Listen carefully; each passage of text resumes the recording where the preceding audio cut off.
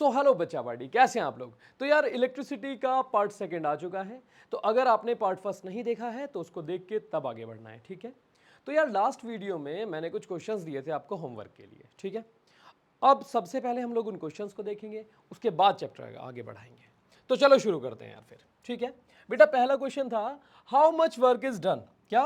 How much work is done, कितना work लगेगा in moving a charge. किसमें बेटा? In moving a charge, in moving a charge of 2 coulomb. हाँ बेटा देखो क्या क्या वर्क पूछा है, चार्ज आपको दे दिया है। From a point at 118 volt to a point at 128 volt. हाँ बेटा देखो, जब भी कोई क्वेश्चन आए ना इस तरह का, तो आप ये देखो क्या क्या गिवन है। सबसे पहले मैं ये लिख लेता हूं क्या क्या गिवन है बेटा, ठीक है। वर्क तो पूछा है 2 कूलम, चार्ज दिया हुआ है बेटा आपको 2 कूलम, ठीक है। और पोटेंशियल डिफरेंस देखो जरा, ये आपको छुपा के दिया है। लाइक एक पॉइंट है बेटा, एक पॉइंट है 128 पर, दूसरा पॉइंट है 118 वोल्ट पर। तो दोनों के बीच का डिफरेंस कितना आया बेटा? 10। कितना आया बच्चों? 10। कितना आया? 10। तो पोटेंशियल डिफरेंस कितना दे दिया? 128 वोल्ट माइनस कर दो 118 वोल्ट को, कितना आया बच्चों?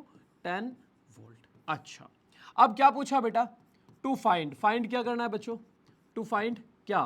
Work done. अब पोटेंशियल डिफरेंस का फॉर्मूला याद है आपको? पोटेंशियल डिफरेंस का फॉर्मूला था V equals W by Q.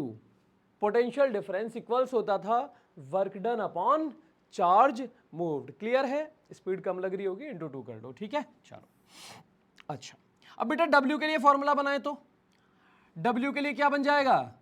Q को इस तरफ शिफ्ट करा लेंगे हम लोग, W equals to V into Q. तो सिंपल वैल्यू रखो, W इक्वल्स V कितना है बेटा? V कितना है? V कितना है? 10 है। चार्ज कितना है? 2 है। अच्छा यूनिट्स भी लिख लेते हैं साथ में, है ना। V कितना है? 10 वोल्ट इंटू चार्ज कितना है? 2 कूलम, राइट। अच्छा, तो W कितना आ जाएगा? 10 टू 20 जूल्स। बेटा वर्क की यूनिट क्या होती है? 20 जूल्स होती है। क्या बेटा? जूल्स। तो वर्क कितना आया? 20 जूल्स। स्क्रीनशॉट ले लो। चलो अच्छा, अब अगला क्वेश्चन देखते हैं। तो यार अगले क्वेश्चन में क्या है? An amount of 100 joule of work is done. बेटा वर्क दे दिया आपको, यहां से देख के लिख दो कि गिवन क्या क्या है। हमें सबसे पहले पता चला वर्क दे रखा है 100 जूल। क्या बेटा? वर्क दे रखा है 100 जूल, ठीक है। अब आगे बढ़ो। In transferring a charge of 5 coulomb. अच्छा, चार्ज ऑफ 5 कूलम, यहां से देख के हमें यह समझ में आ गया कि चार्ज भी दे दिया भाई, कितना? 5 कूलम। बहुत अच्छे। अच्छा आगे देखो, from one terminal of a battery to the other. Battery के एक टर्मिनल से दूसरे टर्मिनल तक। जैसे मैं यहां एक बैटरी बना दूं, अरे अरे अरे बैटरी बैटरी बैटरी, ठीक है। बैटरी मैंने बनाया, ठीक है। तो यहां से यहां तक बात समझो बेटा, एक पॉजिटिव टर्मिनल एक नेगेटिव टर्मिनल, राइट, ठीक है। तो पॉजिटिव टर्मिनल किसी एक टर्मिनल से दूसरे टर्मिनल तक, क्या बेटा? क्या बोला? 100 joule of work is done. 100 joule work लगता है या किया जाता है एक 5 कूलम के चार्ज को मूव कराने में, बैटरी के एक टर्मिनल से बैटरी के दूसरे टर्मिनल तक। क्लियर है? अच्छा, तो यार आगे क्या पूछा? Find the voltage of the battery. बेटा V आपको फाइंड करना है, ठीक है। तो फिर से वही फॉर्मूला लगेगा अपना। तो V इक्वल्स क्या होता है? W by Q. ये तो और भी आसान। V इक्वल्स क्या हो जाएगा? W कितना बेटा? वर्क कितना है? 100 जूल, है ना। चार्ज कितना है? 5 कूलम। 5 से इसको काटेंगे 20 आ जाएगा। तो V इक्वल्स 20 वोल्ट। बेटा पोटेंशियल डिफरेंस कितना आया? 20 वोल्ट। बड़ा आसान क्वेश्चन था, स्क्रीनशॉट ले लिया। चलो आगे बढ़ते हैं, खुद से करना होता है बेटा पहले क्वेश्चंस को। Name a device that helps to maintain a potential difference across a conductor. अगला क्वेश्चन क्या है? ये एनसीईआरटी का क्वेश्चन है बेटा कि एक डिवाइस का नाम बता दो। एक डिवाइस का नाम बता दो। मान लो मेरे पास एक कंडक्टर है, ठीक है बेटा। अब ये इसका ए पॉइंट है, ये इसका बी पॉइंट है, मतलब इसके दो एंड पॉइंट्स हैं। क्या है बेटा? इसके दो एंड पॉइंट्स हैं, ठीक है। अब इन दोनों पॉइंट्स के बीच में पोटेंशियल डिफरेंस को मेंटेन करने का, बात समझ में आ रही है? एक डिवाइस क्या हो सकता है? आंसर होगा अ सेल और अ बैटरी। क्या बेटा? अ सेल और अ बैटरी। कैसे भाई? देखो, जैसे ही इस वायर को किसी सेल से कनेक्ट किया जाएगा, ऐसे ऐसे ऐसे ऐसे ऐसे ऐसे ऐसे, ये लो कनेक्ट कर दिया हमने, एक माइनस एक प्लस। ठीक है बेटा, थोड़ा समझ लेना कहानी को। तो यार क्या होगा, करंट फ्लो करना शुरू कर देगा। अब क्या होगा बेटा, करंट फ्लो करना शुरू कर देगा। बात समझ में आ रही है? सबसे पहले जैसे ही हम लोग इस वायर को या इस कंडक्टर को, बेटा क्या है ये, कंडक्टर, क्या है बच्चों, कंडक्टर है, और किससे कनेक्ट किया, यहां पर सेल है बेटा, एक जस्ट सेल से। ठीक है, तो अब करंट फ्लो होना शुरू कर दिया पॉजिटिव टर्मिनल से निगेटिव टर्मिनल की तरफ। बेटा ध्यान रखना, करंट हमेशा पॉजिटिव टर्मिनल से निगेटिव टर्मिनल की तरफ ही फ्लो होगा। क्यों भाई, क्यों होगा बताओ जरा? क्योंकि पॉजिटिव टर्मिनल का इलेक्ट्रिक पोटेंशियल हमेशा ज्यादा होता है और निगेटिव टर्मिनल का इलेक्ट्रिक पोटेंशियल हमेशा कम होता है। याद रहेगी बात? ओके, अच्छा भाई, तो करंट ने फ्लो करना शुरू कर दिया। अच्छा, करंट ऐसे ही क्यों फ्लो किया? क्योंकि करंट की टेंडेंसी है कि करंट हमेशा हायर पोटेंशियल से लोअर पोटेंशियल की तरफ फ्लो करेगा। याद रहेगी बात? अच्छा भाई, अब क्वेश्चन ये आता है कि यार ये पॉजिटिव टर्मिनल हायर पोटेंशियल पे क्यों और निगेटिव टर्मिनल लोअर पोटेंशियल पे क्यों? तो आप ये बताओगे कि सेल या बैटरी के अंदर केमिकल रिएक्शंस हो रही होती हैं। क्या बेटा? सेल या बैटरी के अंदर केमिकल रिएक्शंस हो रही होती हैं, और उन केमिकल रिएक्शंस की वजह से दोनों टर्मिनल्स के बीच में कुछ डिफरेंस, कुछ पोटेंशियल डिफरेंस मेंटेन रहता है। याद रहेगा? चलो, मोर देन सफिशिएंट है ये। ठीक है, चलो भाई, what is meant by saying that potential difference between 2 point is 1 volt? दो पॉइंट्स हैं बेटा, एक पॉइंट ये है अपना ए, ये पॉइंट है बी। अगर मैं ये कहता हूं कि इनके बीच का पोटेंशियल डिफरेंस 1 वोल्ट है, तो इसका मतलब क्या है बेटा? ध्यान से सुनना।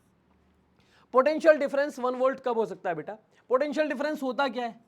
एक पॉइंट से दूसरे पॉइंट तक, एक पॉइंट से दूसरे पॉइंट तक एक यूनिट चार्ज को मूव कराने में, एक यूनिट चार्ज को मूव कराने में जो भी वर्क लगता है वही तो होता है पोटेंशियल डिफरेंस। बोलो आया नहीं आया? अगर दो पॉइंट्स का पोटेंशियल डिफरेंस की बात की जाए तो एक पॉइंट से दूसरे पॉइंट तक एक यूनिट चार्ज को मूव करा के देख लो, जितना भी वर्क लगेगा वो दोनों पॉइंट्स के बीच का पोटेंशियल डिफरेंस रहेगा। याद रहेगी बात? पहले पढ़ा चुका हूं वैसे। ठीक है, तो पोटेंशियल डिफरेंस फॉर्मूला से देख लो भाई। फॉर्मूला क्या होता है? V equals W by Q. बेटा फॉर्मूला क्या है पोटेंशियल डिफरेंस का? V equals W by Q. तो मैं ऐसा कह दूं पोटेंशियल डिफरेंस 1 कब होगा? जब W 1 जूल हो जाए और ये भी 1 कूलाम हो जाए। तो पोटेंशियल डिफरेंस 1 वोल्ट कब हो जाएगा बेटा? जब एक यूनिट चार्ज को मूव कराने में 1 जूल का वर्क किया जाए। मैं लिख दूं व्हेन, ऐसा लिखो बेटा, ऐसे लिखना, when 1 joule of work is done, when 1 joule of work is done, जब 1 जूल वर्क किया जाए इन मूविंग 1 यूनिट या 1 मत लिखो, unit charge, if 1 joule of work, yeah, when 1 joule of work is done in moving 1 unit charge, then potential difference is 1 volt. Simple आपको इतना बताना है। ऐसे भी आप समझ लो, ये डेफिनेशन से बताया मैंने कि एक पॉइंट से दूसरे पॉइंट तक एक यूनिट चार्ज को मूव करा के देख लो, जो वर्क होता है बेटा वही होता है पोटेंशियल डिफरेंस। तो मैं ऐसा कह दूं एक यूनिट चार्ज को मूव कराने में जब 1 जूल वर्क हो, यहां से भी वही बात आ रही है, एक यूनिट चार्ज को मूव कराने में जब 1 जूल वर्क होगा देन पोटेंशियल डिफरेंस 1 वोल्ट रहेगा। स्क्रीनशॉट ले लो भाई। चलो हो गया? ओके, आगे बढ़ते हैं। What is electric potential difference? देखो यार क्वेश्चंस करने खुद से थे वैसे, चलो मैं बता दे रहा हूं आपको। हाँ बेटा, क्या बोला? What is electric potential difference? Potential difference होता क्या है? V equals W by Q. क्या बेटा? Work done per unit charge, है ना बेटा? क्या? Work done per unit charge. अच्छा, पहला ऑप्शन है amount of charge stored in capacitor. ना भाई, बिल्कुल भी नहीं। ठीक है, दूसरा option work done per unit charge to move a charge. बिल्कुल सही है भाई, ऑप्शन सेकंड इज करेक्ट, है ना? ऑप्शन सेकंड इज करेक्ट भाई, यही तो है work done per unit charge. Work done per unit charge, खत्म कहानी, आया, बाकी देखना ही नहीं है। फोर्स बिटवीन टू चार्जेस गलत, ये भी गलत। क्लियर है? चलो आगे बढ़ते हैं। If you move a positive charge from a point of lower electric potential, बेटा आप समझना ध्यान से, अब बढ़िया क्वेश्चन आया थोड़ा सा बहुत देर बाद। चलो, अब अगर ऐसा समझो, पहले ना मैं आपको ग्रेविटेशनल फोर्स का एक एग्जांपल देता हूं। ठीक है, मान लो एक बॉल है हमारे पास, ये बॉल है बेटा, क्या बना दिया मैंने? बॉल। ये ग्राउंड से कुछ हाइट पर है, यहां पर है बेटा ग्राउंड, क्या है बच्चों, ग्राउंड है। अब ग्राउंड से कुछ हाइट पर, हाइट को मैंने बोल दिया h, कुछ हाइट पर एक बॉल रखी हुई है, क्या है बेटा, एक बॉल रखी हुई है। तो इसकी पोटेंशियल एनर्जी कितनी हो जाएगी बेटा, इसकी पोटेंशियल एनर्जी इक्वल्स होता है mgh, कितना होता है बेटा, mgh। पोटेंशियल एनर्जी का फॉर्मूला क्या होता है, अगर कोई ऑब्जेक्ट ग्राउंड से कुछ ऊपर है, कहीं पर भी हो, उसकी पोटेंशियल एनर्जी कैसे निकलती है, mgh। कैसे बेटा, mgh, याद रहेगी मेरी बात। अच्छा, अब यार देखो, यहां पर इसकी पोटेंशियल एनर्जी है mgh और काइनेटिक एनर्जी है बेटा इसकी 0। क्यों, क्योंकि मूव ही नहीं कर रहा। काइनेटिक एनर्जी का फॉर्मूला क्या होता है, काइनेटिक एनर्जी का बताओ। काइनेटिक एनर्जी का फॉर्मूला होता है 1/2 mv²। अगर कोई चीज मूव नहीं कर रही तो वेलोसिटी 0, और वेलोसिटी 0 तो उसकी काइनेटिक एनर्जी भी 0 आएगी, याद रहेगी मेरी बात। अच्छा, अब बेटा अगर इसको हम फ्री छोड़ दें, यहां से अगर हम इसको फ्री छोड़ दें तो ये ग्राउंड पे आके रुक जाएगी, है ना। ये कहां रुकेगी आगे, ये ग्राउंड पे आके रुकेगी थोड़ी देर बाद। अब यहां पर आने के बाद इसकी पोटेंशियल एनर्जी कितनी हो जाएगी बेटा, 0 हो जाएगी।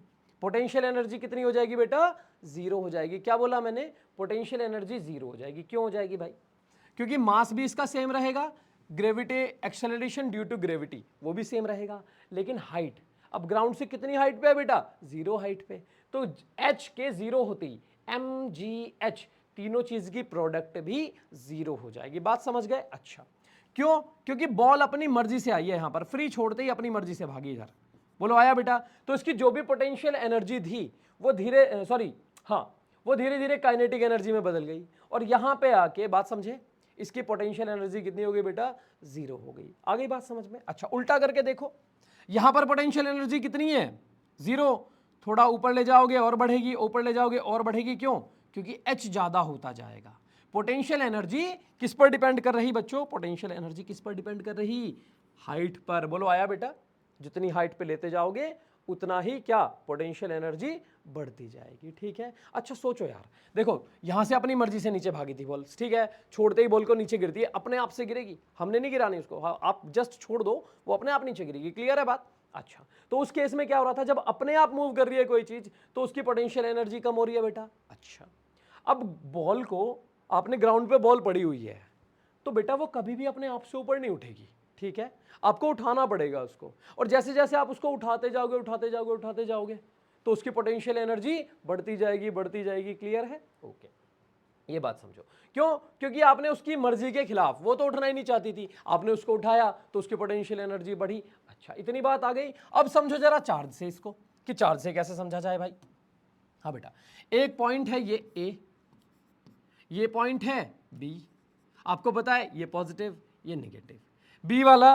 अच्छा, जो पॉजिटिव है बेटा वो कैसा है, at higher potential, at higher potential है, हायर पोटेंशियल पर बेटा। क्लियर है।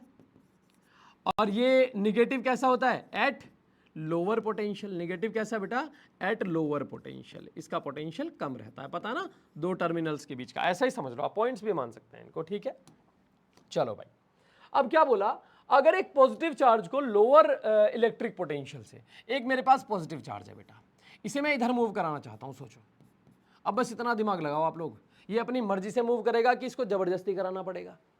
देखो, बॉल अपनी मर्जी से मूव कर रही थी तो पोटेंशियल एनर्जी घट रही थी धीरे धीरे, है ना। अगर बॉल अपनी मर्जी से मूव कर रही थी तो उसकी पोटेंशियल एनर्जी धीरे धीरे कम हो रही थी। बात समझ में आ रही है। ठीक है।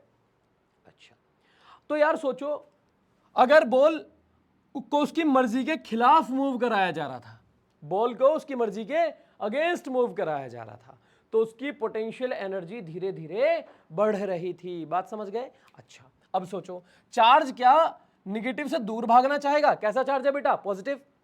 और जो पॉइंट, हमारे पास दो पॉइंट्स है बेटा, एक ए एक बी, जो लोअर पोटेंशियल पे होता है, चार्ज की प्रॉपर्टी क्या है, सोचो, चार्ज की प्रॉपर्टी क्या है, पॉजिटिव चार्ज, यहां निगेटिव है और यहां पे पॉजिटिव चार्ज है। भाई पॉजिटिव टर्मिनल है तभी तो हायर पोटेंशियल पर है, ये निगेटिव टर्मिनल है तभी तो लोअर पोटेंशियल पर है। बात समझ गए। तो ये पॉजिटिव चार्ज को हम लोग निगेटिव से दूर भगा रहे हैं, जबकि ये तो बेचारा निगेटिव की तरफ जाना चाहता था। अगर हम लोग इसको ऐसे ऐसे मूव कराएं तो ये बड़ा खुश हो जाएगा, अपनी मर्जी से जाएगा। बोलो आया। और इसको ऐसे मूव कराएं, सोचो, चार्ज यहां रखा होता, पॉजिटिव उसे दूर धकेलता, भाग भाई यहां से, निगेटिव बोलता आजा आजा, है ना। समझ गए। अच्छा, क्योंकि पॉजिटिव चार्ज पॉजिटिव को रिपेल करेगा और नेगेटिव चार्ज पॉजिटिव को अट्रैक्ट करेगा। तो ये वाली मोशन, इस डायरेक्शन वाली मोशन तो ये चार्ज अपनी मर्जी से करता, और जो ये वाली मोशन है बेटा, समझो, जो इसको ये वाली मोशन करा रहे हैं हम लोग, इसको पॉजिटिव को पॉजिटिव की तरफ ही ला रहे हैं हम लोग जबरदस्ती करके, बोलो आया, तो इसकी मर्जी के खिलाफ काम किया जा रहा है, तो बेटा इसकी पोटेंशियल एनर्जी बढ़ जाएगी। बोलो क्लियर हुआ कि नहीं हुआ? अगर वो अपनी मर्जी से जाता है, जैसे बॉल अपनी मर्जी से जाती है तो उसकी पोटेंशियल एनर्जी कम हो जाती है, उसके आगे मर्जी के खिलाफ चलाते हो तो पोटेंशियल एनर्जी बढ़ती जाएगी बढ़ती जाएगी। क्लियर हो रही है मेरी बात? तो ऐसा ही चार्ज का भी सिस्टम है। अगर वो अपनी मर्जी से भागता, अगर यहां रखा होता चार्ज और वो हायर पोटेंशियल से लोअर पोटेंशियल की तरफ जाता पॉजिटिव चार्ज, बोलो आया, तो अपनी मर्जी से जाता ना बेटा, तो उसकी पोटेंशियल एनर्जी कम हो जाती, और उसको हम उसकी मर्जी के खिलाफ मूव करा रहे तो भैया उसकी पोटेंशियल एनर्जी बढ़ेगी। बोलो आ गया समझ में? चलो आगे बढ़ते हैं। नहीं आया तो भाई दोबारा से देख लो। अब battery whose EMF is 40 volt, ये भी बढ़िया क्वेश्चन आया भाई।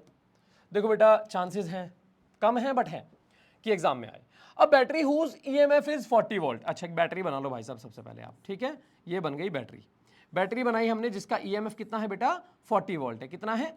ईएमएफ होता क्या है? ईएमएफ पता है आपको? ईएमएफ होता है कि वो मैक्सिमम कितना पोटेंशियल डिफरेंस दे सकती है। बोलो आया नहीं आया? ईएमएफ क्या होता है बच्चों? कि वो मैक्सिमम कितना पोटेंशियल डिफरेंस दे सकती है। ये बात याद कर लेना, एक तरह का पोटेंशियल डिफरेंस ही होता है, ऐसा समझ लो आप लोग, ठीक है? अच्छा, हैज एन इंटरनल रेसिस्टेंस 5, अच्छा इसका छोटा सा जो इंटरनल रेसिस्टेंस होता है ना बैटरी का, उसको यहीं पे बना लेते हैं। ये कितना है? 5 ओमेगा, ठीक है बेटा? चलो आगे बढ़ते हैं। If this battery is connected across a 15 omega resistor, अच्छा इस पे क्या लगा दिया हमने? एक 15 ओमेगा का रेसिस्टर लगा दिया। कितना बेटा? 15 omega, 15 omega. What will be the voltage drop across resistor R, अच्छा बेटा ये कितना था इसका ईएमएफ? 40 वोल्ट, ठीक है। ईएमएफ मैं दूसरे कलर से लिख देता हूं, 40 वोल्ट, ठीक है। अब पूछा भाई आपसे कि इसमें कितना पोटेंशियल ड्रॉप मिलेगा, क्या बेटा? पोटेंशियल ड्रॉप कितना मिलेगा? क्लियर है मेरी बात? अच्छा अब एक बात समझना बेटा, अब ये दोनों रेसिस्टर, एक बैटरी का अपना रेसिस्टर है और एक दूसरा रेसिस्टर है, इनका कॉम्बिनेशन कैसा है? Series combination. कैसा है बच्चों? आगे पढ़ेंगे हम लोग चैप्टर में, ठीक है। सीरीज कॉम्बिनेशन है, ठीक है। तो टोटल रेसिस्टेंस कितना आ गया? आर इक्विवेलेंट, मतलब टोटल रेसिस्टेंस आ गया, दोनों को जोड़ के रख देना है। क्या कर देना बेटा? दोनों को जोड़ के रख देना है। क्लियर है? 15 और 5 20 हो गया बेटा। कितना हो गया? 20 ओमेगा। बेटा क्लियर है कि नहीं है? बोलो पक्की बात है? अच्छा अब यार मैं इसमें एक पोटेंशियल ड्रॉप निकालना चाहता हूं, तो पोटेंशियल ड्रॉप मतलब V का फॉर्मूला होता है IR। क्या होता है बेटा? IR। तो यार देखो V का फॉर्मूला I यानी करंट चाहिए और रेसिस्टेंस चाहिए मुझे। अच्छा रेसिस्टेंस तो मुझे टोटल पता है, मतलब जब इसकी बात करेंगे तो रेसिस्टेंस 15 ही लिया जाएगा। क्लियर हो गया? ओके हाँ बेटा। तो अब सबसे पहले हमने करंट निकालना पड़ेगा, तो करंट क्या हो जाएगा? I इक्वल्स V अपॉन में R, ठीक है। V कितना है भाई साहब? 40 वोल्ट। R कितना है? टोटल लिखा जाएगा बेटा। देखो जब टोटल करंट निकाल रहे हैं ना हम लोग, तो V भी टोटल लिखा जाएगा और R भी टोटल लिखा जाएगा। R कितना है? 20 ओमेगा। तो I यानी करंट कितना आ गया बेटा? अब 20 से इसको काटा तो कितना आ जाएगा? 2 एम्पियर। कितना आया बेटा? 2 एम्पियर। अच्छा अब करंट आ चुका, तो भाई साहब अब वापस आ जाओ, तो V इक्वल्स IR। क्या होता है बेटा? V equals IR। V equals कितना हो जाएगा? I कितना? 2 एम्पियर। और ये R कितना बेटा? R कितना है? बोलो 15 ओमेगा। तो कितना हो जाएगा? V equals 15 two 30 volt. कितना हो जाएगा बेटा? 30 वोल्ट। तो option B is correct. Clear हो गया बेटा? इसमें यह बात थी कि बैटरी का जो रेसिस्टेंस होता है वो दूसरे रेसिस्टर्स के साथ, मान लो ये है तो इसके साथ सीरीज में है, सीधा सीधा जोड़ दिया, 15 और 5 20 हो गया टोटल रेसिस्टेंस। टोटल रेसिस्टेंस कितना आया? 20 आया। उसके बाद हमने देखा यहां हम पोटेंशियल ड्रॉप निकालना चाहते हैं, तो V का फॉर्मूला होता है IR। तो R तो हमें पता है यहां का कितना है? 15 है। अब I टोटल करंट, मान लो यहां से प्लस है, ये माइनस है, टोटल करंट I चला, इसमें भी यहां तक I आया, इसमें से भी I करंट पास हुआ और यहां तक भी I करंट ही आएगा। मतलब जितना टोटल करंट है इसमें से पास तो टोटल करंट ही होगा ना बेटा। क्लियर है? चलो आगे बढ़ते हैं। What is the unit of electric potential difference? बिना सोचे समझे वोल्ट। चलो हाँ बेटा अब आएगा फ्लो ऑफ चार्जेस। क्या बेटा? Flow of charges. अच्छा देखो, फ्लो ऑफ चार्जेस समझो जरा बेटा, पहले इनको थोड़ा समझ लिया जाए। The flow of charge in an electric circuit constitute electric current. हाँ बेटा, क्या करता है? इलेक्ट्रिक करंट बना देता है। बोलो आया? मतलब अगर एक सर्किट में चार्ज फ्लो करेगा तभी करंट बनेगा, अगर चार्ज फ्लो नहीं कर रहा तो करंट नहीं बनेगा। अब कुछ बातें समझ लो आप लोग। देखो बेटा, किसी सर्किट में, ये सर्किट है, ये बैटरी का प्लस है और इधर बैटरी का माइनस है, तो बेटा करंट कैसे चलेगा? करंट तो ऐसे चलेगा, प्लस से माइनस की तरफ। ये करंट जा रहा ब्लू वाला। बोलो आया बेटा? ब्लू वाला कौन जा रहा? करंट। प्लस से माइनस कौन चलेगा बेटा? करंट चलेगा। और ये जो येलो है, ये है बेटा इलेक्ट्रॉन्स। कौन है येलो वाले? इलेक्ट्रॉन्स। इलेक्ट्रॉन्स हमेशा निगेटिव से पॉजिटिव की तरफ चलते हैं। तो एक बात समझ में आ गई, अगर इलेक्ट्रॉन्स ऐसे जा रहे, अगर इलेक्ट्रॉन्स ऐसे जा रहे इस डायरेक्शन में, तो करंट उसकी उल्टी डायरेक्शन में जाएगा। याद रहेगी बात, हमेशा याद रखना कि करंट हमेशा हायर से लोअर पोटेंशियल की तरफ चलेगा और इलेक्ट्रॉन्स हमेशा लोअर से हायर की तरफ चलेंगे। यानी लोअर पे कौन रहता है बेटा? बताओ, लोअर पोटेंशियल किसका रहता है? नेगेटिव का। हायर किसका रहता है? पॉजिटिव का। याद रहेगी मेरी बात? अच्छा, एक बात ध्यान से समझो पहले कि करंट के फ्लो की और इलेक्ट्रॉन्स के फ्लो की डायरेक्शन अपोजिट होती है। इलेक्ट्रॉन्स कैसे फ्लो करते हैं बेटा? निगेटिव से पॉजिटिव की तरफ। हमेशा ध्यान रखना कि अगर मैं यहां पर मैंने बोला ये बैटरी का निगेटिव टर्मिनल, ये पॉजिटिव टर्मिनल, तो इलेक्ट्रॉन्स कैसे फ्लो करेंगे बेटा इस वायर में? निगेटिव से पॉजिटिव की तरफ। करंट कैसे फ्लो करेगा? पॉजिटिव से निगेटिव की तरफ। मेरी बात याद रहेगी? ठीक है, चलो थोड़ा सा आगे देखा जाए। In that circuit, we can define electric current as the rate of flow of electric charges. We can define, बेटा ध्यान से देखो, we can define electric current as the rate of flow of electric charges. अच्छा बेटा, एक बात समझ में आ गई। इलेक्ट्रिक करंट की अगर हम बात करें, अगर हम करंट की बात करें, बेटा समझना, इलेक्ट्रिक करंट की बात की जाए तो क्या हो जाएगा? Rate of flow of charges. Rate of flow of charges, charges का रेट, रेट मतलब टाइम से डिवाइड कर दो, तो I इक्वल्स हो जाएगा Q बाई टी। अच्छा बेटा, बात समझ में आ गई? I का फॉर्मूला, करंट का फॉर्मूला क्या आया? Q by T. Q किस में होना चाहिए बेटा? चार्ज किस में होना चाहिए? कूलाम्ब में। किस में बेटा? कूलाम्ब में। टाइम किस में होना चाहिए? सेकेंड्स में। याद रहेगा? अच्छा, तो अच्छा सोचो जरा, अगर हम ऐसा कर दें, इफ यदि Q equals to 1 coulomb and time equals to 1 second, then अगर ये भी 1 ये भी 1 तो I भी कितना आ जाएगा? 1 आ जाएगा। I equals 1 ampere. तो अब कोई आपसे बोल दे कि डिफाइन 1 एम्पियर, 1 एम्पियर को डिफाइन करो, कैसे करोगे बेटा? अगर 1 कूलाम चार्ज फ्लो करता है किसी कंडक्टर में, 1 कूलाम चार्ज फ्लो करे कितने सेकंड के लिए? 1 सेकंड के लिए। अगर 1 कूलाम चार्ज फ्लो करता है 1 सेकंड के लिए, तो भाई साहब करंट कितना हो जाएगा? बोलो बोलो, करंट कितना हो जाएगा? 1 एम्पियर। हाँ, सोना नहीं है, ठीक है। करंट कितना हो जाएगा? 1 एम्पियर। अच्छा, कैसे पता चला? मैंने तो यहां से देखा कि भाई ये 1 है, ये 1 है, तो ये भी 1 ही हो जाएगा। क्लियर है? तो कैसे बोलोगे? If 1 coulomb of charge flows in a conductor for 1 second. बोलो आया? अगर किसी कंडक्टर में से 1 कूलाम चार्ज फ्लो करे 1 सेकंड के लिए, तो करंट कितना है बेटा? 1 एम्पियर है। याद रहेगी बात? चलो अब आगे बढ़ते हैं। फॉर एग्जाम्पल कॉपर और मेटालिक वायर, कंडक्टर का एग्जाम्पल है बेटा। किसका एग्जाम्पल है? कंडक्टर का। चलो थोड़ा सा आगे बढ़ते हैं। A current of 1 ampere is drawn by a filament of electric bulb.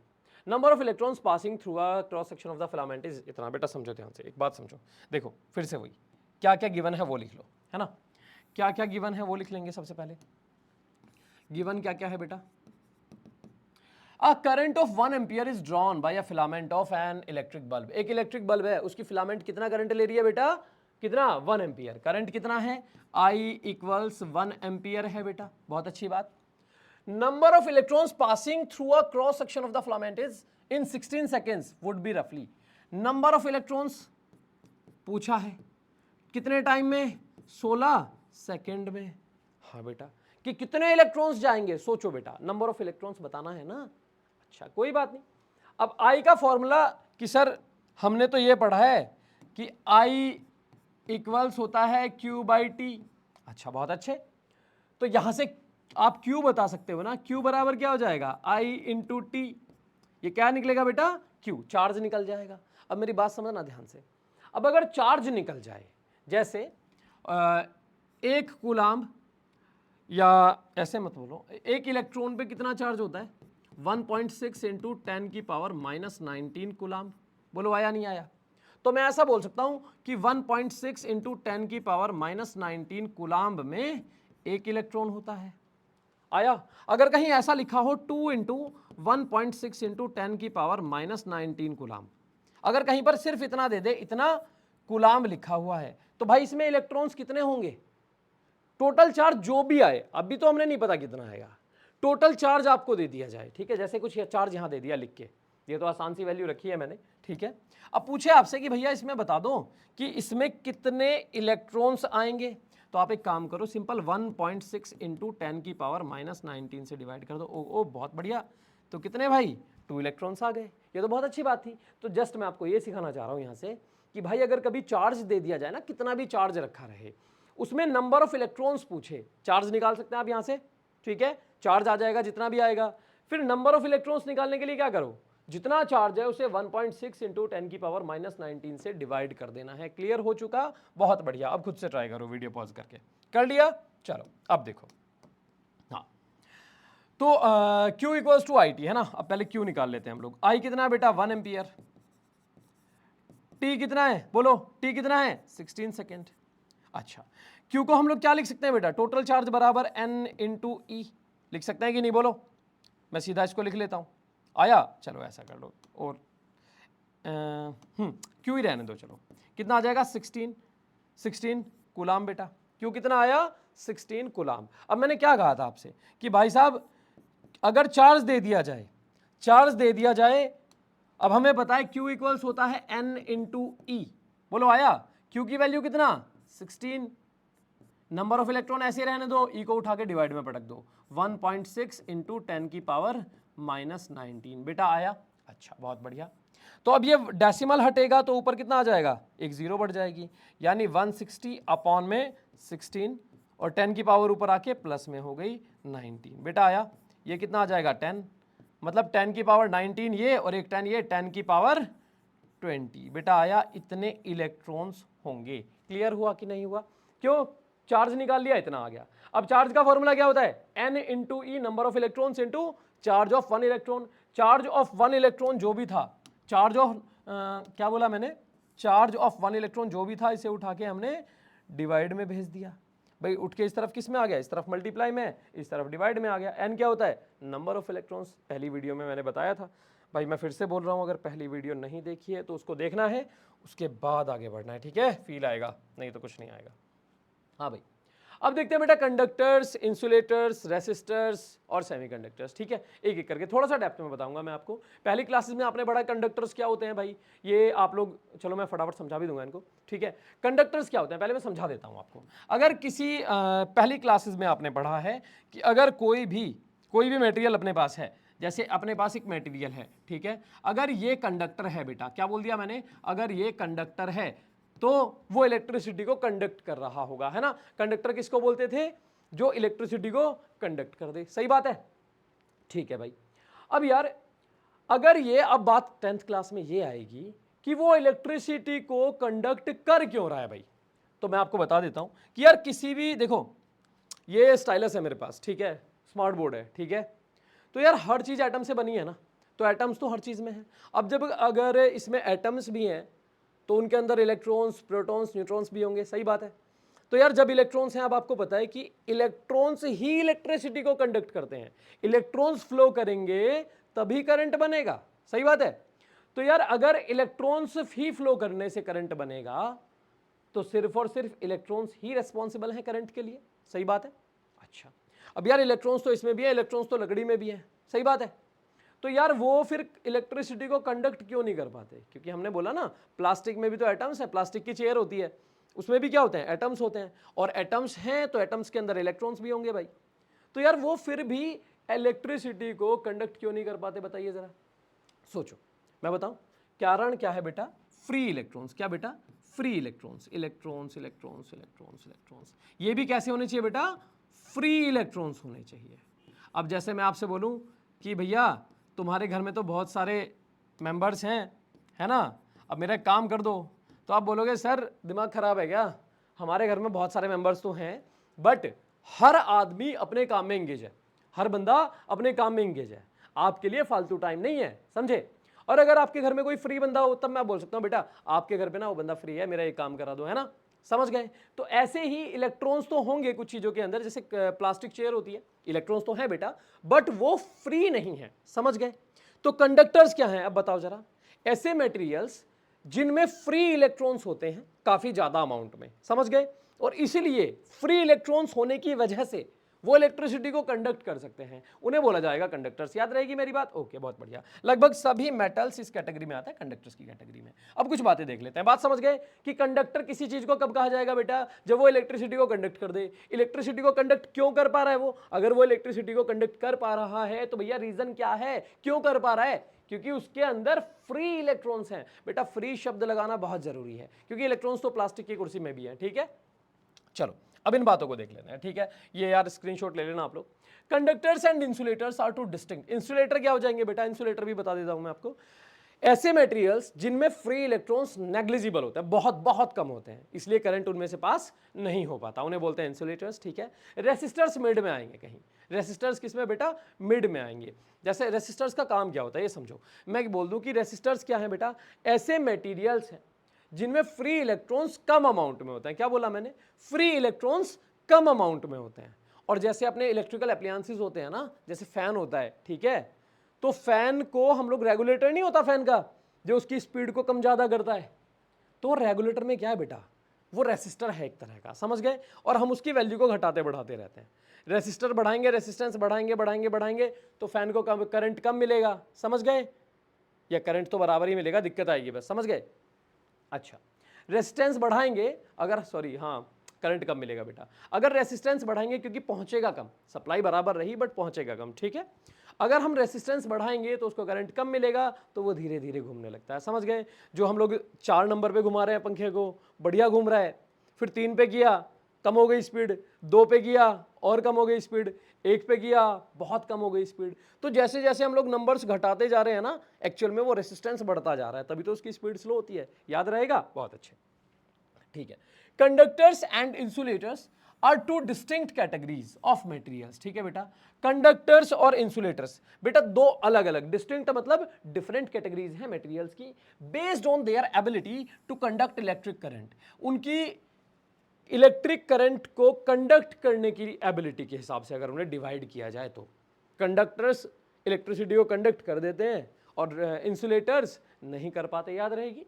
These properties are fundamental in understanding how electricity behaves in different materials. अच्छा, इलेक्ट्रिसिटी अलग अलग मटेरियल्स में कैसे बिहेव करती है, ठीक है, इस बात को समझने के लिए ये प्रॉपर्टी एक फंडामेंटल प्रॉपर्टी का काम करती है, एक बेस का काम करती है, क्लियर है, ठीक है। कंडक्टर्स के बारे में कुछ बातें जान लेते हैं। Conductors are materials that allow the conductors are materials that allow the flow of electric current, ठीक है बेटा, through them with minimum resistance. हाँ बेटा, कंडक्टर्स ऐसे मटेरियल होते हैं जो इलेक्ट्रिक करंट को खुद के अंदर से पास होने देते हैं बिना किसी रेसिस्टेंस के, आया, या मिनिमम पॉसिबल रेसिस्टेंस के साथ, याद रहेगी बात, कम से कम रेसिस्टेंस रहेगा। They have a high density of free electrons, उनके अंदर फ्री इलेक्ट्रॉन्स काफी ज्यादा अमाउंट में रहता है, बताया मैंने आपको भी। Which are negatively charge particles that can move easily with in the material. अब देखो यार, फ्री हैं और इलेक्ट्रॉन्स हैं, इलेक्ट्रॉन्स है तो निगेटिवली चार्ज पार्टिकल्स रहेंगे जो मटेरियल के अंदर फ्रीली मूव कर सकते हैं।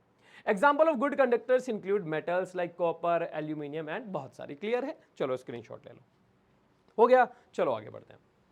इंसुलेटर्स क्या है बेटा, बता दिया मैंने आपको। इंसुलेटर्स क्या है, ऐसे मटेरियल्स जिनमें से इलेक्ट्रिसिटी पास नहीं हो पाती, कारण क्या है कि उनके अंदर फ्री इलेक्ट्रॉन्स नहीं होते। कहाँ कहाँ यूज होता है, जैसे रबर ग्लव्स यूज करते हैं हम लोग, रबर में से पास नहीं हो सकती, ठीक है, तो जैसे वो नहीं होते मैकेनिक वगैरह होते हैं, रबर ग्लव्स यूज करते हैं।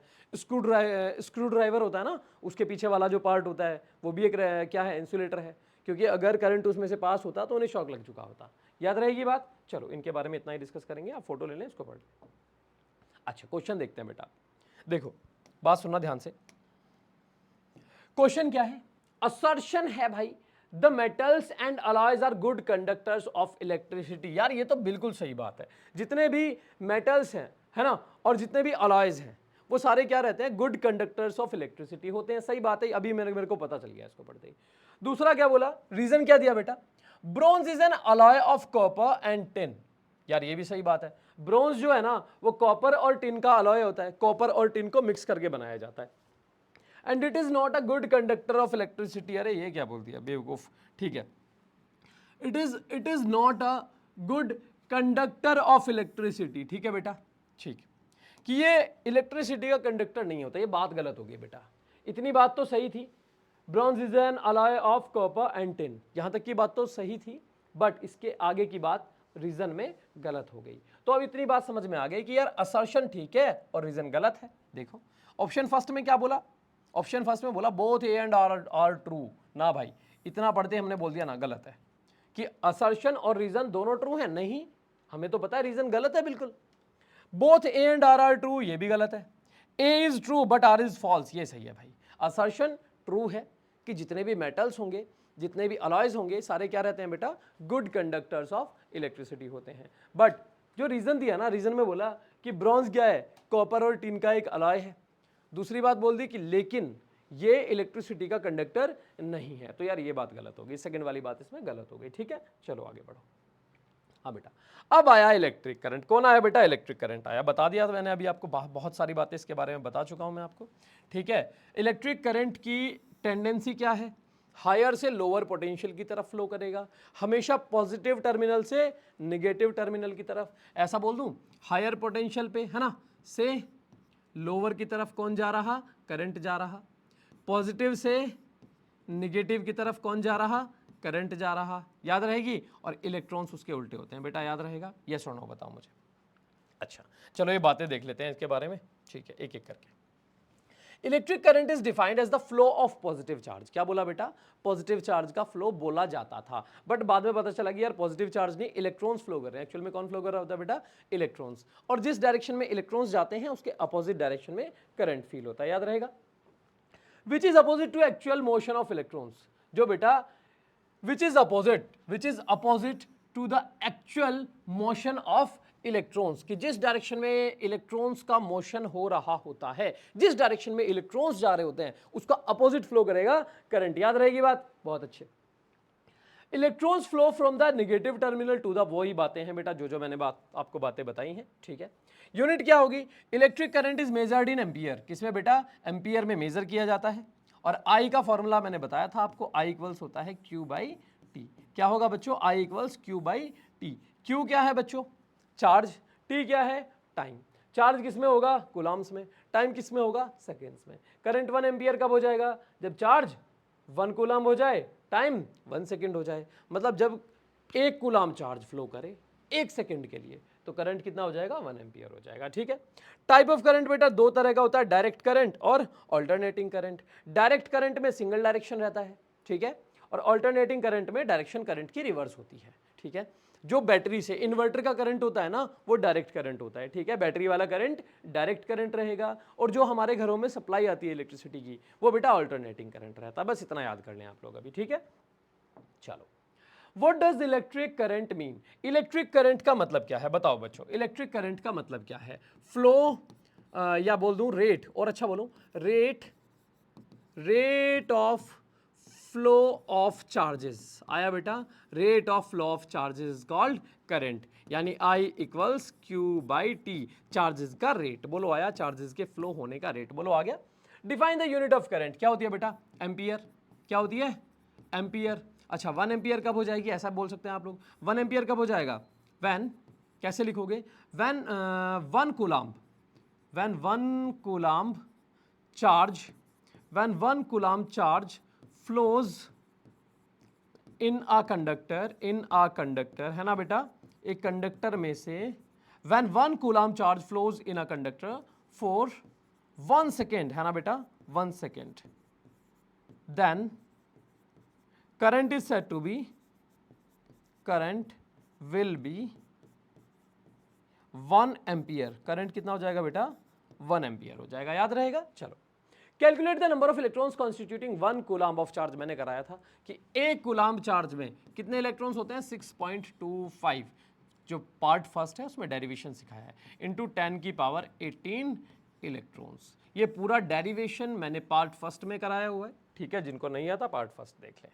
चलो आगे बढ़े, ओके। ओम्स लॉ, हाँ बेटा अब आया ओम्स लॉ, मेरा फेवरेट, ठीक है। अच्छा यार ओम्स लॉ क्या है, कुछ बच्चों को आता है कुछ को नहीं आता, जिनको नहीं आता वो समझ लो भाई। देखो ओम्स लॉ बेटा क्या है, इतना सा है कि V प्रोपोर्शनल टू I, बस इतना याद कर लो। पोटेंशियल डिफरेंस डायरेक्टली प्रोपोर्शनल होता है करंट के, या करंट डायरेक्टली प्रोपोर्शनल होता है पोटेंशियल डिफरेंस की। याद रहेगी मेरी बात, थोड़ी सी बातें और ऐड कर लो। एट कांस्टेंट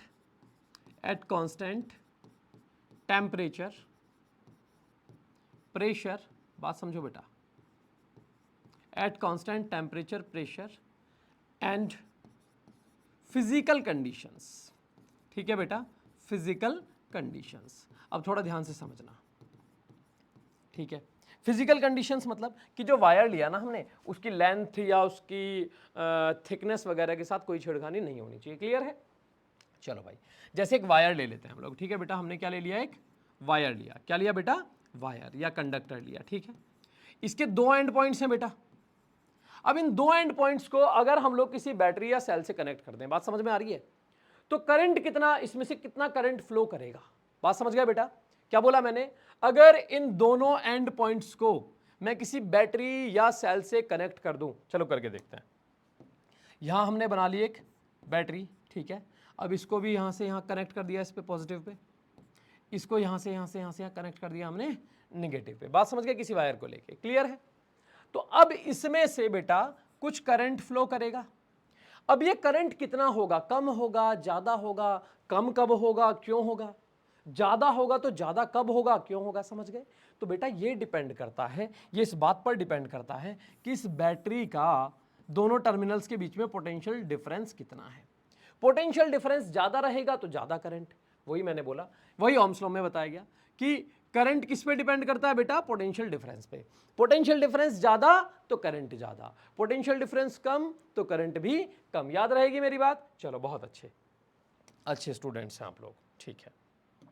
हाँ भाई, क्या बोल रहा था मैं, हाँ, कि V प्रोपोर्शनल टू I, ठीक है बेटा। तो मैं ऐसा बोल दूं, अकॉर्डिंग टू ओम्स लॉ के according the potential difference across the two ends of a conductor, एक कंडक्टर के दोनों एंड पॉइंट्स के अक्रॉस जो पोटेंशियल डिफरेंस रहेगा, आ रहा है, या ऐसा बोल दूं, according to Ohm's law the current flowing, क्या थोड़ा सा और अच्छा हो जाएगा, according to Ohm's law the current flowing through the conductor is directly proportional to the potential difference across its two ends। मैं लिख देता हूं definition, according to Ohm's law, बेटा लिख लें आप लोग, according to Ohm's law current flowing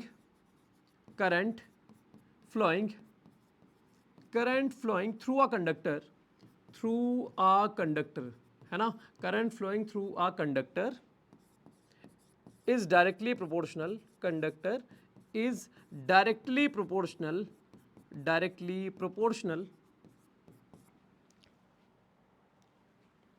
to the voltage across the conductor, is directly proportional to the potential difference across the ends of conductor. ये बात नीचे भी लिखी हुई है वैसे, बट मैंने थोड़ा सा फिर से लिख दिया है इसको, ठीक है। अच्छा हाँ भाई, ठीक है, क्लियर है इतनी बात, नोट करें, स्क्रीनशॉट ले लो भाई, हो गया। चलो मैं इसको मिटा दे रहा हूं अभी, ठीक है। हाँ भाई, क्या बताया कि फिजिकल कंडीशंस, टेम्परेचर, प्रेशर, इन सभी को कांस्टेंट रखा जाए तो जो वायर में से करंट फ्लो होगा वो पोटेंशियल डिफरेंस के directly proportional. Potential difference double कर दो, करंट भी डबल हो जाएगा, पोटेंशियल डिफरेंस आधा कर दो, करंट भी आधा हो जाएगा। बात समझ गए, ठीक है बेटा। तो यार देखो, जब प्रोपोर्शनलिटी का साइन हटा के हम इक्वल्स लगाना चाहते हैं तो किसी कांस्टेंट से मल्टीप्लाई की जाती है, ठीक है बेटा। यहां पर ये आर क्या है बच्चों, यहां पर ये आर क्या है बेटा, ये आर क्या है, एक कांस्टेंट है, क्या है बेटा, एक कांस्टेंट है। और एक्चुअल में बताऊं तो बेटा ये रेसिस्टेंस है, क्या है, रेसिस्टेंस क्या है आगे अभी देखेंगे हम लोग, ठीक है। करंट के फ्लो को एक अपोजिशन जो मिलती है, मतलब करंट फ्लो हो रहा था उसको जो रोक दिया गया, दैट इज रेसिस्टेंस। याद रहेगा, जिस वजह से करंट का फ्लो रुक जाता है वो रेसिस्टेंस होता है।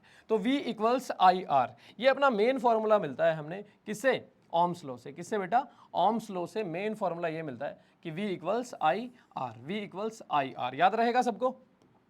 ठीक है, अब आगे बढ़ो। तो यहां से एक बात समझ में आ गई, V equals to I R. तो I के लिए फॉर्मूला क्या बना? V upon are. I को मैंने यहीं रोक के रख लिया, V के डाउन में R को भेज दिया, तो I equals to V upon R आ गया, मैंने इसको लिख दिया। यहां से देख के एक बात समझ में आई कि I अगर हम लोग सोचो, अगर V बढ़ेगा तो I भी बढ़ेगा, क्योंकि V के साथ I डायरेक्टली प्रोपोर्शनल है, ऊपर वाले के साथ डायरेक्टली प्रोपोर्शनल होता है ना बेटा। V बढ़ा तो I भी बढ़ा। दूसरा R के साथ, नीचे वाले के साथ R अगर बढ़ेगा, रेसिस्टेंस बढ़ेगा तो करंट बेटा कम हो जाएगा, ठीक है, क्योंकि नीचे वाले के साथ इनवर्सली प्रोपोर्शनल होता है। याद रहेगा? R डबल करोगे ये आधा, R को आधा करोगे तो ये डबल, क्योंकि उल्टा उल्टा रिलेशन है, ठीक है। V के साथ तो सीधा सीधा रिलेशन है, V को डबल करोगे I भी डबल, V को आधा करोगे I भी आधा हो जाएगा।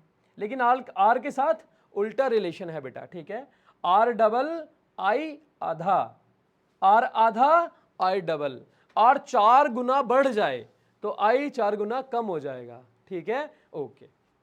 अच्छा बेटा, अब इसको देख के आपका मन कर रहा होगा सर एक और फॉर्मूला बना लिया जाए, देखो हम तो इंटेलिजेंट हो गए, ठीक है, अब तो सब पढ़ देंगे, है ना। अब देखो कि भैया यहां से देख के हम R के लिए भी बना लेते हैं कि R बराबर V अपॉन आई। भाई देखो फॉर्मूला तो पूरी तरह सही है, लेकिन अब आपका मन कर रहा था ऐसे ही देख के कि R का V के साथ क्या रिलेशन? Directly proportional. आप बोलना चाहते थे कि भैया यहां से देख के हमें बातें समझ में आ रही हैं कि V बढ़ेगा तो R बढ़ जाएगा, I बढ़ेगा तो R कम हो जाएगा। लेकिन बेटा ये बातें आपकी गलत हैं, सारी बातें फॉर्मूला देख के आप नहीं बता सकते, ठीक है। क्यों? क्योंकि बेटा रेसिस्टेंस तो कांस्टेंट होता है, याद रहेगा। रेसिस्टेंस का V से I से कोई कनेक्शन नहीं है। एक वायर का जो रेसिस्टेंस होता है ना बेटा, वो वायर की लेंथ से, उसके थिकनेस से, उसके मटेरियल से और टेम्परेचर से अफेक्ट होता है, याद रहेगी बात। वायर का जो रेसिस्टेंस होगा, किसी कंडक्टर का जो रेसिस्टेंस होगा, वो 4 फैक्टर्स पे डिपेंड करता है, उसकी लेंथ के, उसका एरिया ऑफ क्रॉस सेक्शन यानी थिकनेस, तीसरा किस मटेरियल से बना है वायर, कॉपर का है, एल्यूमिनियम का है ना, और चौथा टेम्परेचर, ठीक है। इनको बाद में डिस्कस करेंगे हम लोग, उसका इनसे कोई कनेक्शन नहीं है। फॉर्मूला वैलिड है बट ये बातें वैलिड नहीं रहेंगी, याद रहेगा, स्क्रीनशॉट ले लो। चलो आगे बढ़ते हैं। हाँ बेटा, अब एक बात समझो, कुछ कंडक्टर्स होते हैं बेटा, अगर किसी कंडक्टर का V और I ग्राफ स्ट्रेट लाइन आती है तो वो कंडक्टर ओहमिक कंडक्टर है। क्या बेटा? ओहमिक कंडक्टर, मतलब वो कंडक्टर ओम्स लॉ को फॉलो कर रहा। और अगर किसी का VI ग्राफ, एक V और एक I, पोटेंशियल डिफरेंस और करंट का ग्राफ स्ट्रेट लाइन नहीं आती, तो इसको बोलेंगे नॉन ओमिक कंडक्टर। क्या बोलेंगे बेटा? नॉन ओमिक कंडक्टर, मतलब ये कंडक्टर ओम्स लॉ को फॉलो नहीं कर रहा। बेटा मेरी बात याद रहेगी, अगर किसी भी कंडक्टर का VI ग्राफ एक स्ट्रेट लाइन आती है तो वो कंडक्टर ओमिक कंडक्टर है, और अगर स्ट्रेट लाइन नहीं आती तो वो नॉन ओमिक कंडक्टर है, याद रहेगा। चलो आगे बढ़ते हैं। रेसिस्टेंस क्या है बेटा? रेसिस्टेंस क्या है? जैसे किसी वायर में से करंट फ्लो हो रहा होता है, ठीक है, किसी वायर में से करंट फ्लो हो रहा है, तो कुछ करंट को हो सकता है वो अपोज करे, बोलो आया। तो जिस प्रॉपर्टी की वजह से उसने अपोज किया है ना, जैसे करंट फ्लो हो रहा था, इलेक्ट्रॉन्स फ्लो हो रहे थे, ये हाथ से हमने रोक दिया ऐसे कुंग फू स्टाइल में, याद रहेगा। तो जो हम रोक रहे हैं ना, बस वही रेसिस्टेंस है। करंट के फ्लो के लिए जो रुकावट है दैट इज रेसिस्टेंस, याद रहेगा। रेसिस्टेंस क्या है? अवरोध, एक तरह की रुकावट, याद रहेगा, ठीक है भाई, ओके। अच्छा, कॉज ऑफ रेसिस्टेंस क्या है? सुनो ध्यान से, कॉज ऑफ रेसिस्टेंस क्या होता है? देखो, जो ये चलो अगले पेज पे मैंने लिखा हुआ है वहां से समझते हैं। रेसिस्टेंस क्या है बेटा? The movement of electrons. क्या बेटा? The movement of electrons. The movement of electrons give rise to the flow of current through metals, ठीक है बेटा। इलेक्ट्रॉन्स के मूवमेंट की वजह से करंट बनता है मेटल्स के अंदर, याद रहेगा। इलेक्ट्रॉन्स फ्लो करेंगे तो ही करंट बनेगा, इलेक्ट्रॉन्स फ्लो नहीं करेंगे करंट नहीं बनेगा, याद रहेगा। The moving electrons collide with each other, बहुत अच्छे। अब जो मूविंग इलेक्ट्रॉन्स हैं, बहुत सारे इलेक्ट्रॉन्स मूव कर रहे हैं, एक दूसरे से भी टकराएंगे बेटा। अब जब एक दूसरे से टकराएंगे तो उनके फ्लो में दिक्कत आएगी। क्या बोला मैंने? अब अगर वो एक दूसरे से टकराने लगे, भाग रहे हैं, ठीक है, एक दूसरे से टकराए तो जो भाग के जा रहे थे उनके मोशन को तो दिक्कत आएगी ना यार। क्लियर है? ठीक है। As well as with the positive ions. बेटा सुनो ध्यान से, अब ये पॉजिटिव आयंस कैसे आए, ये समझने वाली बात है थोड़ी सी। पॉजिटिव आयंस कैसे आए? देखो, किसी भी चीज के अंदर एटम्स होते हैं। अब हमने बोल दिया कि भैया उस पर्टिकुलर एलिमेंट के अंदर या उस पर्टिकुलर मेटल के अंदर, चलो कोई मेटल है, ठीक है, जैसे एल्यूमिनियम की बात करते हैं, उसके अंदर वो कंडक्टर क्यों है बेटा? क्योंकि कंडक्टर क्यों है? क्योंकि उसके अंदर फ्री इलेक्ट्रॉन्स हैं। अब फ्री इलेक्ट्रॉन्स कब हैं? कि उसके ही कुछ एटम्स के फ्री इलेक्ट्रॉन्स निकल गए होंगे। देखो मैं बोलता हूं ये है बेटा एल्यूमिनियम, इसमें बहुत सारे एटम्स थे, बहुत सारे एटम्स थे, और ये छोटे छोटे इलेक्ट्रॉन्स निकल गए। बोलो आए फ्री इलेक्ट्रॉन्स हैं, तो ये फ्री इलेक्ट्रॉन्स इन एटम्स के अंदर से ही तो निकले होंगे। अब सोचो, जिस एटम के अंदर से इलेक्ट्रॉन निकल गया वो एटम पे कौन सा चार्ज आया? Positive charge. बोलो आया नहीं आया? और चार्ज आते ही एटम क्या बन जाता है? आयन बन जाता है। क्लास 9th की बातें हैं। बोला सर हमें तो पता नहीं है, अब समझ लो यार। ठीक है, एटम के अंदर सुनो ध्यान से, एटम पे चार्ज आते ही वो आयन बन जाएगा। एटम ही आयन बनता है जब उस पे चार्ज आ जाता है। सब बात समझ में आ गई? दूसरा समझो, किसी, ये बोल दिया मैंने, चलो एल्यूमिनियम है। क्या बेटा? एल्यूमिनियम। क्या है बच्चों? एल्यूमिनियम है। ठीक है, अब इसके अंदर ये क्या है बेटा? एल्यूमिनियम क्या है? एक कंडक्टर है। कंडक्टर है तो उसके अंदर फ्री इलेक्ट्रॉन्स होंगे। वो फ्री इलेक्ट्रॉन्स आए कहां से? वो किससे? एटम के अंदर से ही तो निकले होंगे। अब जब किसी एटम के अंदर से इलेक्ट्रॉन्स निकल जाते हैं तो बेटा उस एटम पे पॉजिटिव चार्ज आता है। ठीक है, पहले पार्ट में मैंने बताया था इस बात को भी। ठीक है, present in the metallic conductor. तो बेटा देखो, अब वो फ्री इलेक्ट्रॉन्स तो हैं ही, वो आपस में तो टकराएंगे ही टकराएंगे, लेकिन वो इन आयंस से भी तो टकराएंगे। बोलो बात समझ में आ गई? क्लियर है? तो यार अब क्या बनेगा? यहां पर एक कॉलिजन बनेगा इनका। क्या होगा? कॉलिजन हो जाएगा। अरे बस कर, ठीक है, क्या हो जाएगा? कॉलिजन होगा। क्या होगा? कॉलिजन होगा। अब जितना टकराव होगा, जितना इलेक्ट्रॉन्स आपस में टकराएंगे, जितना आयन से टकराएंगे, क्लियर है, जब जितना ज्यादा टकराव होगा उतना ही उनकी मोशन खराब होती जाएगी, और जितना ज्यादा दिक्कत उन्हें आएगी मोशन करने में उतनी ज्यादा दिक्कत करंट को आ गई। बोलो आया नहीं आया? क्लियर है? तो करंट को दिक्कत आ गई। अच्छा सोचो, उनका टकराव हुआ आपस में, बोलो आ रही है बात समझ में? जितना ज्यादा कोलिजन होगा उतनी दिक्कत करंट को बढ़ेगी। अब ये जो दिक्कत है करंट के फ्लो को, यही तो रेसिस्टेंस है, मतलब उतना रेसिस्टेंस बढ़ेगा। बोलो क्लियर हो गया? Okay. These collision tend to slow down the speed of the electrons. अब इन collision की वजह से these collision tend to slow down the speed of electrons, है ना? इन collisions की वजह से इलेक्ट्रॉन्स की स्पीड कम होने लगती है और कम करंट फ्लो होगा। इलेक्ट्रॉन की स्पीड कम हो गई तो करंट भी कम हो गया। करंट कम क्यों हुआ? मतलब करंट के लिए रुकावट बढ़ी। रुकावट बढ़ी मतलब रेसिस्टेंस बढ़ा। बेटा क्लियर है कि नहीं? And hence oppose the flow of electric current, और इस तरह से इलेक्ट्रिक करंट के फ्लो को अपोज करने लगते हैं। क्लियर है बेटा? चलो, the property of a conductor by virtue of which it opposes the flow of electric current through it is called its resistance. जिस प्रॉपर्टी की वजह से कोई मटेरियल, कोई कंडक्टर करंट के फ्लो को अपोज करता है, ठीक है बेटा, उस प्रॉपर्टी को बोलेंगे रेसिस्टेंस। डिनोट किया जाएगा आर से। ऐसा यूनिट होती है बेटा, डिनोट किससे किया जाएगा बच्चों? आर से। ऐसा यूनिट होती है ओम। क्या होता है? ओम। सिंबल ये है इसका। ठीक है, और कैसी क्वांटिटी है बेटा? स्केलर क्वांटिटी है। मतलब रेसिस्टेंस पे डायरेक्शन का कोई फर्क नहीं पड़ता है। रेसिस्टेंस कैसी क्वांटिटी है? स्केलर क्वांटिटी है। स्केलर क्वांटिटी कैसी? जिसमें सिर्फ मैग्नीट्यूड और डायरेक्शन ना हो। चलो आगे बढ़ते हैं। Factors affecting the resistance of a conductor. क्या बेटा?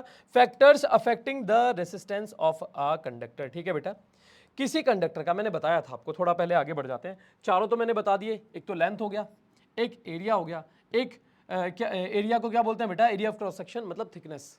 जैसे ये कंडक्टर होता ना बेटा, ये कंडक्टर होता तो इसका एरिया क्या होता है? एरिया ऑफ क्रॉस सेक्शन, ये वाला। ठीक है, गोल गोल। बात समझ में आ रही है? कैसे निकलता है ये एरिया? निकलेगा कैसे बेटा? फॉर्मूला क्या होता है? पाई आर स्क्वायर, क्योंकि कोई भी कंडक्टर इस शेप में होता है। क्लियर है ना? अब इसका ये वाला जो एरिया है, समझना ध्यान से, बड़ा कंफ्यूजन रहता है इसमें, ये वाला एरिया, ठीक है, इसको बोलते हैं एरिया ऑफ क्रॉस सेक्शन। क्या बोलते हैं बेटा? Area of cross section. Clear है ना? एरिया ऑफ क्रॉस सेक्शन, इससे उसकी थिकनेस का आइडिया होता है। फॉर्मूला कभी निकालने को आ जाए तो कैसे निकालोगे? पाई आर स्क्वायर करके, क्योंकि गोल होता है ना हमेशा। वायर देखना कभी गोल ही होता है, इस तरह से सिलेंड्रिकल शेप में। तीसरा है नेचर ऑफ मटेरियल, और चौथा है टेम्परेचर। अब इनसे क्या फर्क पड़ता है उसको देखेंगे। चलो मैं समझा देता हूं आपको थोड़ा सा भी। यहाँ पे इसको स्क्रीनशॉट ले लो। ले लिया? स्क्रीनशॉट लो। ओके ठीक है, चलो मैं आपको बताता हूँ कुछ बातें अभी। ठीक है, तो बेटा एक एक करके हम लोग कुछ बातें पढ़ते हैं कि चलो यहाँ देख लो कि लेंथ है बेटा। अब ये कंडक्टर है अपने पास, हमने क्या किया, इसकी लेंथ को तो यही रहने दिया, क्लियर है, सॉरी लेंथ यहाँ पे L है और यहाँ पर 2L कर दी, यानी लेंथ को हमने क्या किया बेटा, लेंथ को डबल कर दिया। क्या बोला बेटा मैंने, लेंथ को डबल कर दिया, बोलो आया। तो R is directly proportional to the length of conductor, length को डबल किया तो R भी डबल हो जाएगा, बोलो आया नहीं आया बेटा।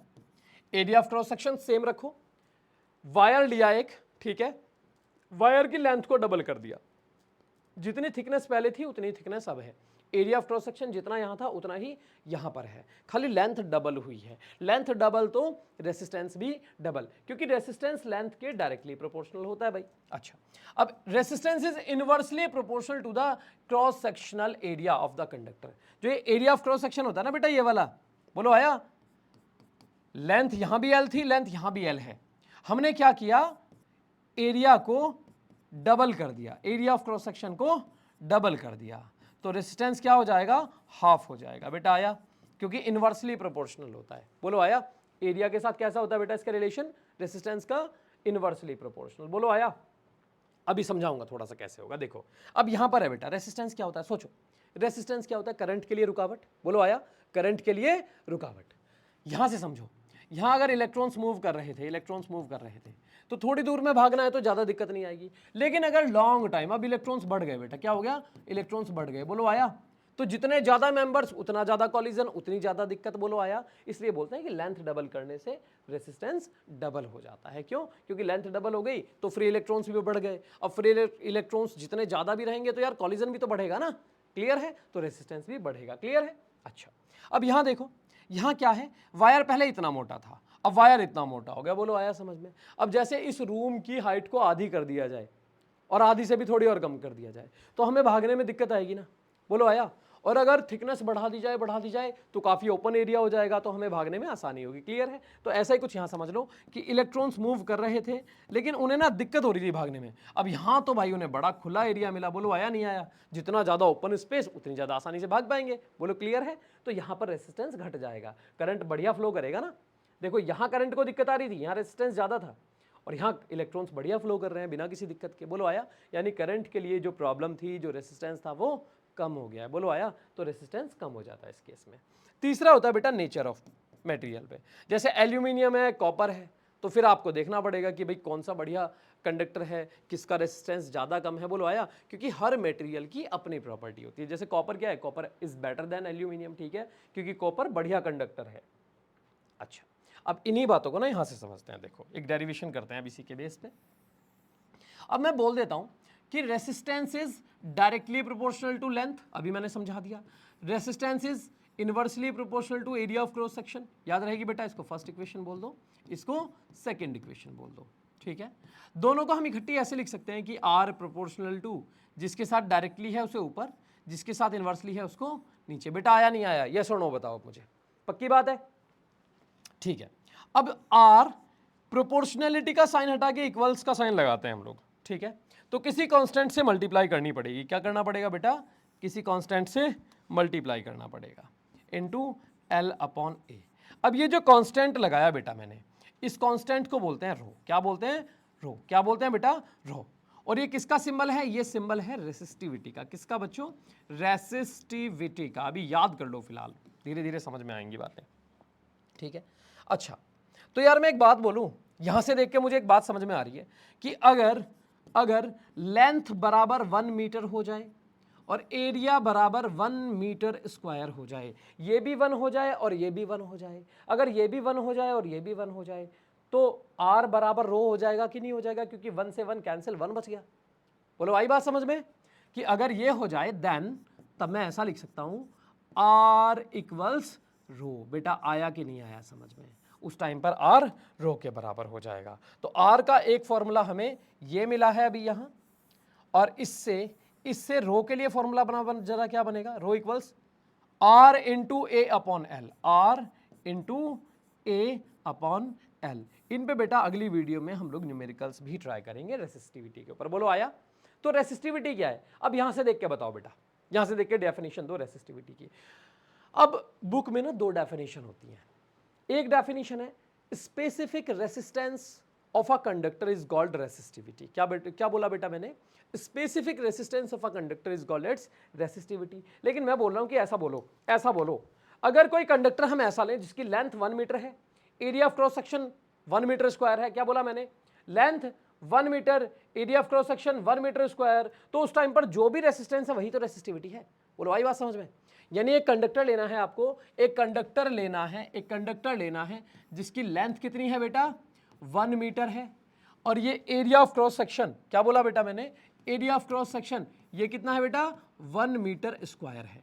इस टाइम पर जो भी, इस कंडीशन में उसका रेसिस्टेंस फाइंड कर लो आप। जो भी उसका रेसिस्टेंस रहेगा वही रहेगी उसकी रेसिस्टिविटी। याद रहेगी बेटा मेरी बात? अब आप लेंथ बढ़ाते रहो, कम करते रहो, एरिया ऑफ क्रॉस सेक्शन घटाते बढ़ाते रहो, अब कोई फर्क नहीं पड़ने वाला। क्योंकि रेसिस्टिविटी अगर आपको किसी मटेरियल की निकालनी है तो आपको एक ऐसा मटेरियल लेना पड़ेगा जिसकी लेंथ क्या हो बेटा? 1 meter, area of cross section कितना हो? 1 मीटर स्क्वायर।